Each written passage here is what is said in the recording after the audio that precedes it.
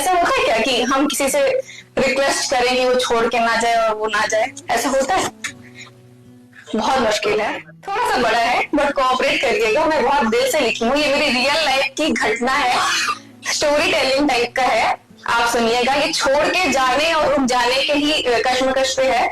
कभी कभी क्या होता है कि हम अपने रिश्तों को सोचते हैं कि ये अगले बार कर लेंगे। हम अपने मम्मी पापा या फिर कोई भी हमारा लव जिससे भी हमारा रिश्ता होता है, जिसको हम चाहते हैं, सोचते हैं कि ये अभी नहीं, एक सही टाइम पे करेंगे। पर क्या होता है कि वो सही टाइम तो आ जाता है, पर एक टाइम ऐसा आता है कि वो इंसान ही चला जाता है। कितना मुश्किल होता है ना किसी का हमें छोड़ के चले जाना। मैं किसी के जानबूझकर छोड़कर जाने की बात नहीं कर रही, किसी के ना चाहते हुए भी अचानक इस दुनिया से जाने की बात कर रही हूँ। आज से ठीक 4 साल पहले कोविड एंड फेज में मैं ना इलाहाबाद के एक लॉज में रहती थी। अभी 10 ही दिन हुए थे मुझे शिफ्ट किए कि आंटी ने मेरे रूम में एक पार्टनर भेज दी थी। पतली दुबली, अंदर से घबराई, बाहर से रूड, 2 बड़े बैग्स के साथ एक दीदी सामने खड़ी थी। एज यूजुअली मैंने स्माइल के साथ वेलकम किया और उनको अंदर आने के लिए बोल दिया।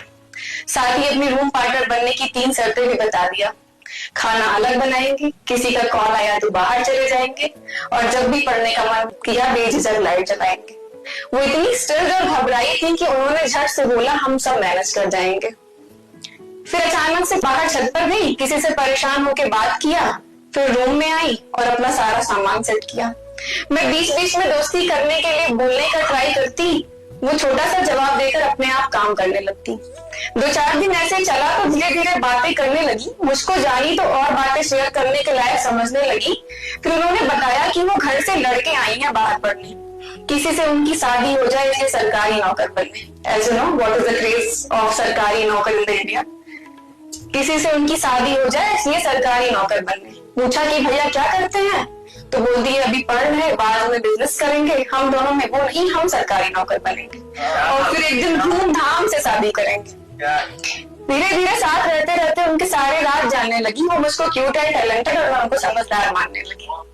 15 साल की उम्र से क्लास 11 की मोहब्बत, और आज लगभग 13 साल हो चुके उनको साथ हुए। पूरे 27 साल बिता चुकी वो अपनी जिंदगी के किसी के हाथों की हाथ हुए। अभी प्रेशर है 1 साल का कि साल भर में सरकारी नौकरी पाना है और अपने most restricted against love marriage family को बेरोजगार लड़के के लिए बनाना है।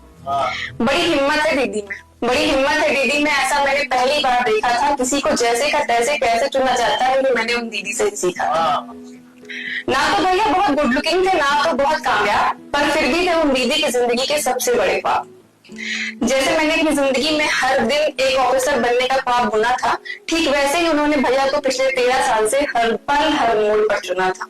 वो उनका लक्ष्य थे, वो उनका सपना थे। पूरी दुनिया में मानो वही उनके लिए अपना थे। भैया बहुत इज्जत करते उनकी, उनको बहुत मानते थे, उनकी सारी बातों को सुनते और उनको बहुत अच्छे से जानते थे। दीदी थी तो सुंदर, पर कुर्ती लेगिंग में स्टॉल टाइप की थी। जीन्स पे शॉर्ट टॉप पहन के लिपस्टिक लगाना यही आज के हम लोगों से सीख पाई थी। दिन ब दिन वो और भी खूबसूरत लगने लगी। करवा चौथ आया तो भैया के लिए सजने लगी। सब कुछ एंजॉय करती, अपने दम भर का पढ़ती, पर खाली टाइम में टेंशन में आ जाती कि घर वालों को कैसे मनाएंगी। जिस कारनामे को उनके घर में आज तक कोई नहीं अंजाम दे पाया, वो कैसे दे पाएंगी। बहुत टेंशन में रहती, और इसी टेंशन की बदौलत उन्होंने सीटेट का एग्जाम कटऑफ से सिर्फ 2 नंबर ऊपर ही सही बट क्वालिफाई कर लिया। बट यूपी में सरकारी नौकर 1 साल में बनना तो नामुमकिन है। इसी बीच उनकी बड़ी बहन की अरेंज मैरिज में तलाक हो गई। अब उनकी शादी वाली बात करने की टेंशन और बढ़ गई। पूरे 1 साल बाद 2023 दिवाली के वक्त जाके मम्मी से सब बोल ही दिया, अपने दिल के सारे राज जाके उनके सामने खोल ही दिया। मैं घर पे थी, मेरे पास कॉल आती है, बोलती है सुप्रिया पता है मम्मी मान गई। कसम से जैसे कोई आईएएस बनता होगा तो कितना खुश होता होगा, इतनी खुश है आज हुई, मैं फोन पर ही जान गई। वो खुद शौक थी कि इतनी आसानी से कैसे, जिस बात के लिए पिछले 13 साल से परेशान थी वो चुटकियों में ऐसे। पर जिंदगी जब बहुत मुश्किल चीज को बहुत आसानी से देती है ना, तो उससे कई ज्यादा कीमती चीज हमसे छीन भी लेती है।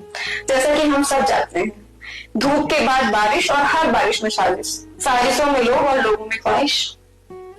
खैर जल्दी से इलाहाबाद आकर झट से भैया को बुलाया और हम सब से मिलाया। एज अ फियांसे बड़े फख्र के साथ इंट्रोड्यूस कराया।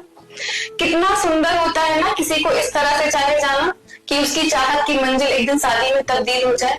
किसी का हाथ पूरी दुनिया के सामने फक्र से थामना कि मानो ये उम्र भर के लिए एक दूसरे के गुनाहों का वकील हो जाए। कसम से बहुत सुंदर होता है वो जोड़ा जो मुस्कुरा के हाथ थामता है। किसी को अपना लेने से पहले ही बखूबी उसका साथ जानता है। हर वक्त यही दुआ निकलती कि काश सबकी मोहब्बत वाली किस्मत इन दोनों जैसे ही हो। पूरे 3 महीने की तैयारी के बाद फरवरी 2024 में एंगेजमेंट और अगले 2 महीने की तैयारी में अप्रैल 2024 में शादी हुई। सेम दिन मेरे कजिन ब्रदर की शादी थी तो मैं नहीं गई, पर तस्वीरें बहुत खूबसूरत थी। मानो कि दोनों को सच में दूसरे की बहुत जरूरत थी। एक्चुअली दीदी के ससुराल में आज भी विदाई के लिए बहु विदा नहीं होती थी, सिर्फ विदाई के लिए नवंबर 2024 तय हुआ था। इसलिए दीदी शादी के बाद भी 6 महीने के लिए इलाहाबाद वापस आ गई। दरअसल भैया की ख्वाहिश थी कि इलाहाबाद में रहोगे तो मिल लिया करेंगे और एक दिन बनारस और आगरा का ताजमहल देखने चलेंगे। दोनों 2 दिन के लिए गए भी थे देखने। कभी कभी भैया वैसे भी आ जाते हैं मिलने। ऐसे नो शादी के बाद कहाँ मन लगता है, हर पल हरदम उस शख्स के साथ जीने को दिल कहता है। 15-20 दिन बाद दीदी के कमर में अचानक दर्द रहने लगा। भैया ने जाकर डॉक्टर को दिखाया, कुछ दवाएं और बेल्ट दिया था डॉक्टर ने, ये कहकर कि सब ठीक हो जाएगा। पर किसको पता था कि कब कैसे क्या विपरीत हो जाएगा। 1 महीने बाद 12 जून 2024 को हल्का बुखार और कम से कम 25-26 बार पेट दर्द हुआ। 9:30 होते होते हर कोई उनको लेकर हॉस्पिटल में एडमिट हुआ। वो बेहोश हो गई तो फिंगरप्रिंट की हेल्प से उनकी फैमिली को इन्फॉर्म किया गया। सुबह तक भैया आ गए और दोपहर तक उनके मम्मी पापा। 3 दिन तक बेहोश पड़ी वेंटिलेटर पर, सिर से खून बहे जा रहा था। क्या हुआ कैसे हुआ एक्चुअली डॉक्टर भी समझ नहीं पा रहा था। मैंने भैया को फर्श पर बैठकर तड़पते हुए देखा था। उनकी रूह के हर हिस्से को दीदी के लिए मरते हुए देखा था। बार बार जाते उनके पास बोलते, एक बार होश में आ जाओ फिर और अच्छे हॉस्पिटल ले जाऊंगा, और अभी तो तुमको विदाई का भी तो शौक था, नवंबर के बजाय तुरंत विदाई कराऊंगा। फिर सीरियस हो जाते, बोलते कि नहीं होती तुम तो मैं कैसे जी पाऊंगा। देखो मैंने शादी का वादा निभाया है ना तुमसे, और बाकी सारे वादे भी निभाऊंगा। मैं और मेरी दोस्त रुके शाम तक, फिर रूम पे वापस आ गई। सुबह अपनी दोस्त को बोली चलो भी खाना लेकर, बोलती है दीदी तो अपने घर गई। मैं खुश होकर पूछी क्यों, होश में आ गई थी क्या, वेंटिलेटर हट गया था क्या? तो बोलती है नहीं, दीदी के भाई का कॉल आया था, वो हमेशा के लिए चली गई। 15 जून 2024 बकवास दिन था। जिंदगी में पहली बार मैं अकेले नहीं सो पाई थी। एक जूनियर को बुला के अपने रूम में सुलाई थी।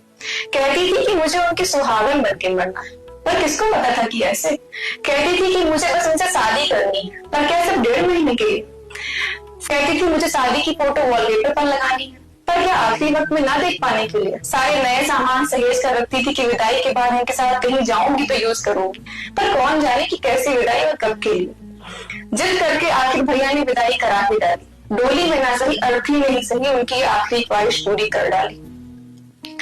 आज लगभग 16 महीने हो गए उनको गए, और आज भी भैया मेरे इंस्टाग्राम पे ऐड है, और आज भी उनकी प्रोफाइल पिक्चर पे दीदी है।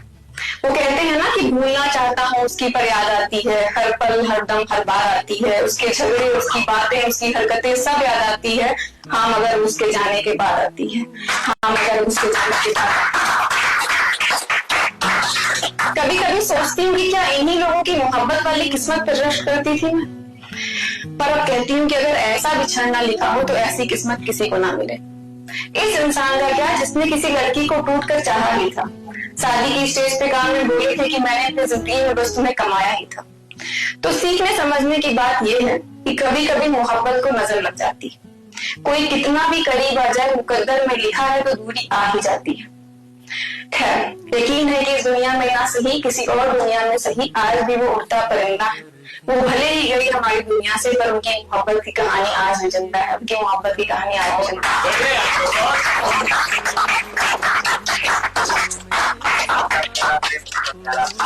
Thank you.